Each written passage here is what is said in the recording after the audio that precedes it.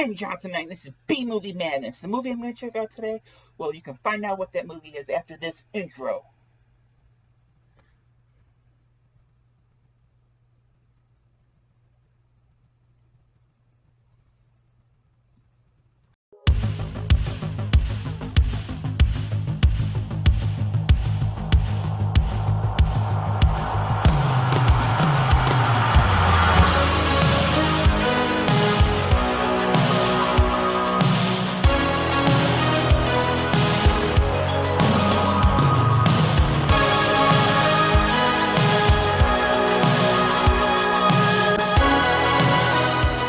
Welcome back. Now, the movie I'm going to be talking about today is a new release from SOVHorror.com, and it is the 2003 Mark Adams directed, shot-on-video classic, Minds of Terror. Look at that cover art. Bam. Bam. I'll be talking more about the artist towards the end of the review, so look out for that. Now, what is Minds of Terror about? Well, it's about a group of college students who venture out to the old Stone Ridge Psychiatric Hospital to investigate a rational report of supernatural phenomena.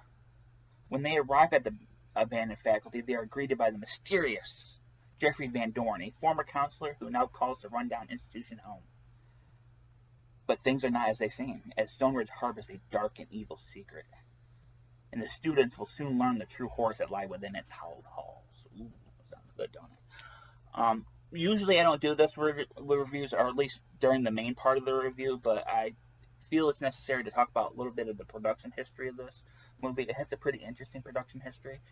Usually when I get one of these in the mail, one of the SOV horror titles, I do look up and see if there's any other reviews out there. Not to be influenced by them, just out of curiosity's sake. This one I found one review on IMDb, an external reviews section, not the user reviews. And the website that reviewed it gave it a very positive review, but they also went into detail about the production history of the movie. So this wasn't just some lazy, half-ass, review that the person threw out there. They actually did a lot of research for this movie. And the production history is fairly interesting. It started off as an anthology film called Minds of Terror. Mark Adams directed 2 segments, and Chris Watson directed 2 segments. Mark Adams later took his 2 segments and released them as like a 2-part anthology movie that he released to film festivals and friends and family, I believe. Chris Watson took those 2 segments. He made the first story a flashback to the institution story, and then sprinkled in moments throughout from his segments, which from what the research I've done, I don't think he's officially released those in full. I'm not sure if they were even finished, but there's moments of them towards maybe the middle of the movie. The stuff with Conrad Brooks and Eric Spudek, those are from Chris Watson's segments. So if you're going in this movie for some Conrad Brooks action, he's only in here for like a few seconds, so there's very little of him in the movie. But what did I think of Minds of Terror? Well, the thing that surprised me most about Minds of Terror is how well made and well edited the movie was. I would put it up there with the Spirit Gallery in terms of just how really well made it was for the limited resources they had. You can tell that Mark Adams put everything he could into those into this movie. I was going to say segments because they're basically segments, but into this movie, and tried to make it the best he could with what little he had, and he did an exceptionally good job. Now, I don't find it as entertaining as the Spirit Gallery, but I would still put it up there because I was shocked how well made it was. And I'm not trashing any other SOV. You do what you can with what you have, but you can tell that he really put a truly serious effort into making the best he could. He accomplished it very well. The other review, even the review I mentioned earlier, even said that it's a very well made movie. I mean, it kind of took me by surprise. But that, I'm not used to that. A lot of SOVs, as much as I love them, they just, they're made by younger filmmakers that whatever they have. But this one was really well made. You can tell it was made by a very talented person. The other thing is the acting, for the most part, was surprisingly not bad. Now, there's some performers that are not as good as the rest, but I thought Randy Allen, who plays the villain, Jeffrey Van Dorn, he was really, really good in both the sanitarium and the farm flashback stuff. He did an exceptionally good job. I thought the female lead, who I hope I don't get her name, Nicole Crawford, she did a really good job as well. But, I was really surprised how, well acted it was as well. Now, the best actor in this movie, and it's not really fair to the more unknown people in this movie, but I'm still going to mention it, is that the farm flashback stuff has a cameo from Joe Estevez. Yes, the uncle of Emilio and Charlie, the brother of Martin, has an acting role in this movie, and he is really damn good. You can tell that, despite the fact he probably wasn't being paid much at all, he gave that performance his all. And he does this little speech about this place is for lost souls and evil thoughts, and evil awakens evil, or attracts evil. Evil attracts evil. He does it with such an intensity and believability that you buy it. I mean, he's really fucking good in this movie.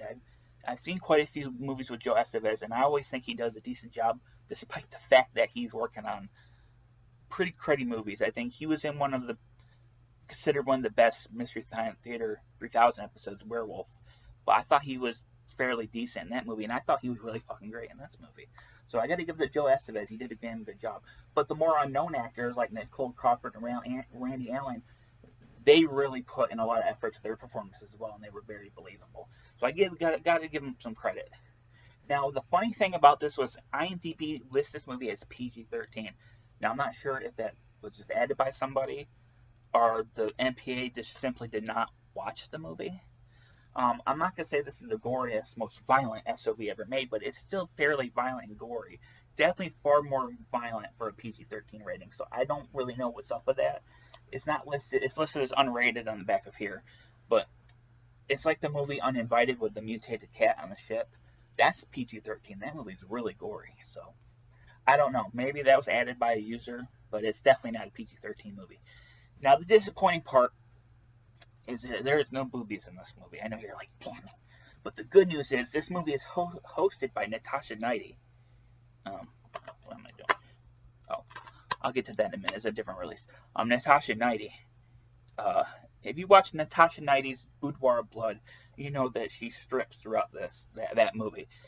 And thankfully, you get to see her strip once again in this movie. So if you're disappointed that the main feature does not have any nudity, stick to the end. Now, you have an option to watch it hosted by her or just watch the movie on its own. If you want yourself some boobage and just some overall more fun, definitely watch it with the Natasha Knighty segments. They're a lot of fun, and you get a little bit of something out of it. Now, back to Minds of Terror. The music score was really good as well. One of the better I've heard from for an SOV. The ending was great. The special effects, makeup, and all that simple was really well done. And like I said, the performances, the editing, the directing, camera work were all surprisingly well done for such a low budget. So I gotta give, a serious clap. I think this was one of the better made ones I've watched. And not only was it entertained, I was just, in complete, surprise about it's how really well done it was. And that's not an insult to other SOVs I reviewed. But it's just, I was surprised. I was entertained, surprised, and I had a lot of fun watching it. So I do highly recommend Minds of Terror. Now, I want to discuss the cover art. Before I get into special features, I want to discuss this cover art. This was done by Afron Jones. Now, if you don't know his work, he has a YouTube channel, and his YouTube channel, the best way I could describe it is it's like the joy of painting with Bob Ross, but for lunatics. He goes through, his artwork is amazing. He just did a creep show one that was awesome. He's done some shot on videos on ones. He did one for Red Lips, which is awesome. He's done one for I'm trying to remember, Frankenhooker? No, Chopping Mall. He might have done Frankenhooker, but Chopping Mall was my absolute favorite one. I fucking love the Chopping Mall one. He did one for Halloween 3. Really, really amazing artist. I'm going to put a link to his YouTube channel down below. Please check out his stuff. He does incredible work. And it's really cool that not only him, but Billy and Trinity are both doing artwork for Tony. And they're doing top-notch work. So bravo to both of you guys. And please check out Afron's channel. It's so much fun. Now the interviews the special features for this, with the exception of maybe the new trailer that Tony put together, I think all the special features were done for the original shoot, so they're older extras, but they're really good. Now you've got the Natasha Knighty host segments. If you don't watch it with her host segments, you can watch them separately. I recommend watching it with the host, with Natasha Knighty. It's a little more fun. There's cast interviews. There's a Joe Estevez interview. Now, the Joe Estevez interview was fantastic. He is so energetic, so funny, and is full of such great information. It's one of the more entertaining extras I've watched recently of anything. Any disc I watched recently beyond SOV Horror. It's a really entertaining interview. He is full of so much insight. I really like the interview. There's filming with Joe Estevez, which I believe is with Randy Allen, who has he discussed his working with Joe, because he's one of the only one of both stories that I think worked with him. Besides, I think Mark Adams plays another role in the farm segment that he's working with. Now, there's the many versions of Minds of Terror. Now, this has to do with the production history of this movie. What's really cool about this special feature is it kind of goes into the details about it, about what happened with how it became this cut of the movie, but it also shows footage and credit sequences, music, and alternate footage from his two stories from the original cut of the movie. So you get to see all that cool stuff. I think the music for the original segments is actually even better than the stuff in this version. So definitely check out that special feature, because you get to see, including an alternate ending of sorts for the sanitarium stuff, which is not in the final cut of this. So that's really cool. He goes into detail about it. Runs about 6 minutes, but it's really cool. There's bloopers and outtakes. There's behind the scenes footage. There's the original release trailer for the movie when it was originally released. And then there's the SOVHorror.com trailer vault, which has the new trailer and stuff for, I believe, Writer's Block, Truth or Dare 2, which is a different trailer than I remember seeing before, and it looks awesome. I cannot wait for that one. But yeah, overall, a damn good, entertaining shot and video movie, and a really packed release that has a lot of great information, a lot of entertaining interviews with people. There is the alternate cover art. This is, I believe, the original cover art that was released for the movie. Yeah, it's a little dark. Yeah, I gotta get a different light. It's cool though. That's the original art, as long as with the disc art right here, featuring Afron's artwork. But yeah, I highly recommend picking this up if you were a fan of Spirit Gallery. I think you will really like this one. It's not, in terms of like movie, it's not the same kind of movie as Spirit Gallery, but it's a really well made, entertaining shot on video movie with good performances, a great performance from Joe Estevez, and some fun gore. And it's a packed release. And these days, a lot of people are skimping out on extras, like the normal studios, stuff like, Arrow and all that are packing stuff, but this is an indie label, so remember, pick this up along with the other SOV.com horror releases. I will have a link to the store down below. Also, I'll have the link to the merchandise store below for SOV Horror. But not only that, I just opened a B-Movie Madness merchandise store. You can get t-shirts, pouches, face masks, coffee cups, and more. I'll have a link down below for that. Please, every little bit helps. I'll be adding more stuff soon, and if you have any questions, feel free to message me. Comment below. You can ask me any questions. But I will be having more reviews in the works. My next one will be for I believe it's going to be for Night Songs, anthology SOV called Night Songs. And then I'll have one for July coming out. That's going to be a July release, which I'm going to be talking about. So look out for more reviews. I'm going to have a lot more shot and video stuff. I'm going to be doing some non-shot and video stuff. Sorry, I'm rambling a little.